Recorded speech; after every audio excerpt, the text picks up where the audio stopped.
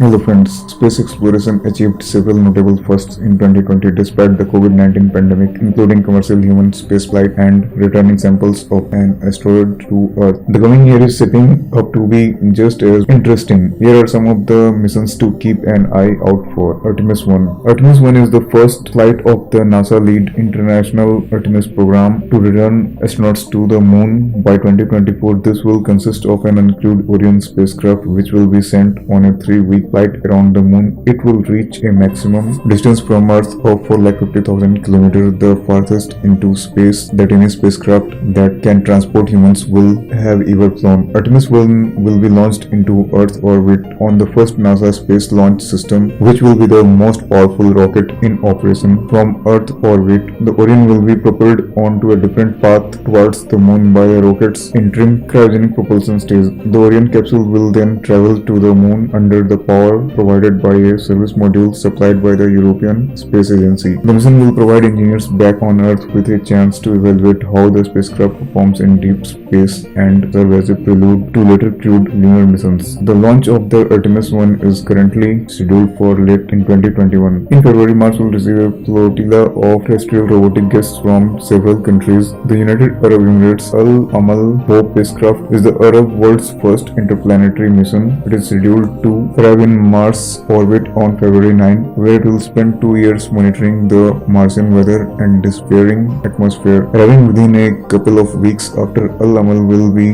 the China National Space Administration's Tianwen-1, consisting of an orbiter, a surface rover. The spacecraft will enter Martian orbit for several months before deploying the rover to the surface. If it succeeds, China will become the third country to land anything on Mars. The mission has several objectives, including mapping the mineral composition of the surface and searching for subsurface water deposits. NASA's Perseverance rover will land at the Zero crater on February 18 and search for any signs of ancient life which may have been preserved in the clay deposits there. Critically, it will also store a cache of Martian surface samples on board as the first part in a highly ambitious international program to return samples of Mars to the Earth. Chandrayaan 3. In March, the Indian Space Research Organization is planning to launch its third lunar mission, Chandrayaan 3.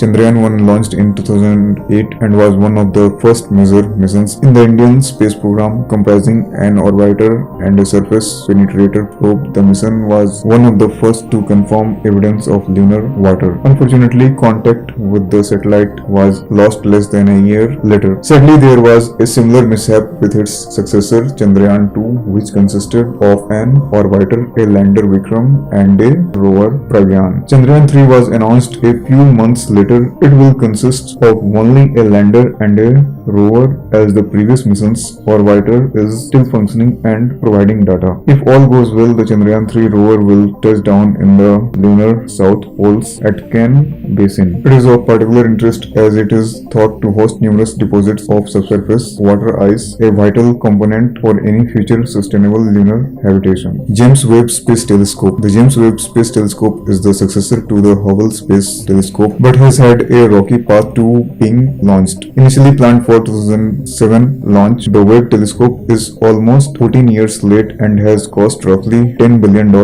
after apparent underestimates and overruns similar to those experienced by Hubble. Whereas Hubble has provided some amazing views of the universe in the visible and ultraviolet region of light, Webb is planning to focus observations in the infrared wavelength band. The reason for this is that when observing really distant, there will probably be gas clouds in the way. These gas clouds block really small wavelengths of light such as X-rays and ultraviolet light, while longer wavelengths like infrared, microwave, and radio can get through more easily. So by observing in these longer wavelengths, we should see more of the universe. Webb also has a much bigger mirror of 6.5 meter diameter compared to Hubble's 2.4 meter diameter mirror, essential for improving image resolution and seeing finer details. The primary mission of Webb is to look at light from galaxies and interplanetary systems form. Potentially, this could include some information about the origin of life as well as James Webb is planning